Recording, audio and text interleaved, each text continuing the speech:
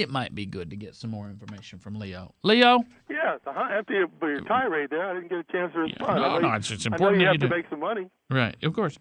Leo, Uh-huh. I'm going to ask you a couple questions. I just want you to respond quickly, okay? Sure. Because I got a series of them. I don't want us to run out of time.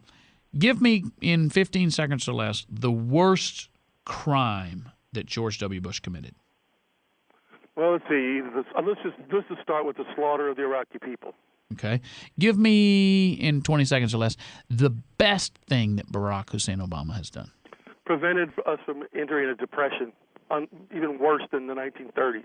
That's a general. So how did he do that? Give me the short order of the thing he did that did that. Well, let's see. We wouldn't have any more Impalas. We wouldn't have any more Camaros if it wasn't for Barack Hussein No, I don't understand. Obama. Tell me specifically. He signed a bill or made there was an action that he undertook. Don't tell me the result. Tell me what the action was. Let me tell you this. The first day he was elected, I remember seeing him. The first thing I remember seeing him do was he ordered the closing of George Bush's torturing CIA prisons. Now, I doubt that really happened, but he did actually go on TV and order that. It never happened. No, I'm sure there's plenty of CIA people out there murdering and torturing people every day. Right. What they do. Right. Okay. Let me ask you this. Uh-huh. How do we deal with the al-Qaeda threat in our country? Quit training them. Quit paying them.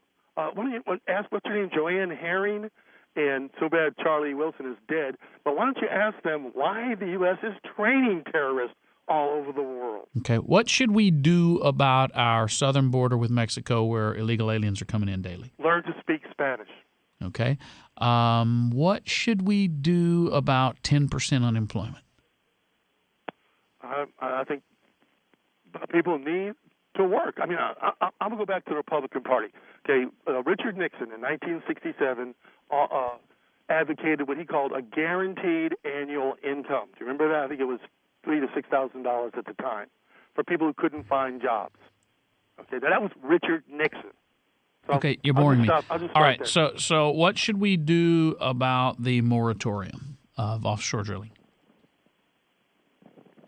Okay, now we're getting to the people that you really work for. Okay, these oil companies. Let's see. The oil companies would be the Rockefellers, the Royal Dutch Shell, the Royal Family, British Petroleum. Do you know, British Leo? Petroleum. Do you know that? Wait. Let me ask me. No.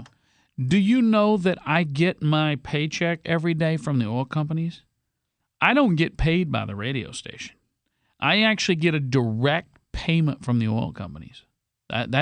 They every day when I show up, they tell me exactly what to think and what to say. They write it out for me. Do you have an Exxon credit card that they send you? Oh yeah, it's prepaid. I can get anything I want anytime. Yeah. Well, how come you never mention the fact that they're making billions?